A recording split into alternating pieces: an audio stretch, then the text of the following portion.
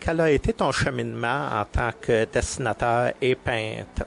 Bon, eh bien, tout a commencé très jeune. À un moment donné, je suis arrivé dans une période où justement les choses n'étaient pas faciles pour moi. Puis à chaque fois que j'avais une certaine tristesse ou quelque chose, j'ai commencé à dessiner simplement en gribouillant sur des feuilles de papier. Puis à l'occasion, il m'arrivait de m'exiler de la maison, de l'école, parce que les choses n'étaient pas faciles. Et puis, j'allais me réfugier ici dans le Vieux-Montréal, des fois, pour aller voir des artistes. Ça me faisait rêver de toujours voir des maîtres de tous les styles. Et quelles sont tes inspirations? Est-ce que c'est tiré de la vie de tous les jours ou... Oui, c'est souvent tiré de tout ce qui m'entoure en général, mais j'aime beaucoup des peintres comme Picasso, Édouard Munch. D'ailleurs, j'ai beaucoup adoré à un certain moment Cézanne. Je trouvais qu'il y avait des belles couleurs dans ce qu'il faisait. Il y avait quelque chose de...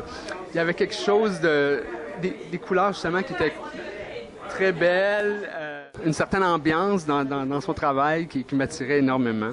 Et puis, à un moment donné, j'ai commencé à dessiner un peu avec des livres que j'avais trouvés de lui. Et un autre peintre, entre autres, un peintre canadien qui s'appelait Beaulieu, qui faisait un peu... qui lui-même s'était inspiré à quelque part de Picasso, je crois, parce que il faisait beaucoup de harlequins, de différentes choses qui pouvaient ressembler à Picasso. Puis j'ai trouvé ça tellement nice que j'ai décidé de commencer à dessiner un peu comme lui. Puis c'est comme ça que mon style s'est un petit peu développé avec les années.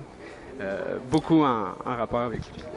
Je remarque que certaines des toiles portent le nom de Pat Omar. Oui.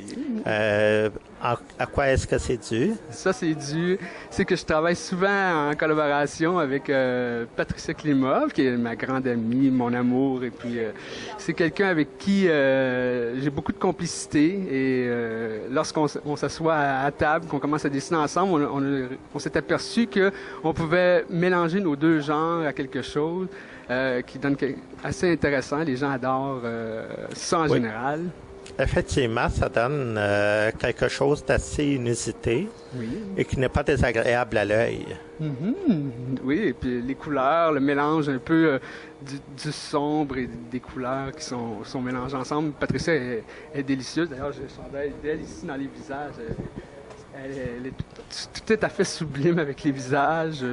Elle a quelque chose. D'ailleurs, j'en suis devenu fan dès que je l'ai rencontrée, dès que je l'ai connue. J'ai tout de suite adoré son travail. Puis c'était un grand honneur pour moi de pouvoir justement mélanger mon art au sien. Et si tu avais un peintre dont tu aimerais faire l'hommage, Édouard Munch. Qui serait-il? J'adore Édouard Munch. Je trouve que, justement, le cri a quelque chose de dramatique, mais aussi de comique au niveau de l'esthétisme, tout ça.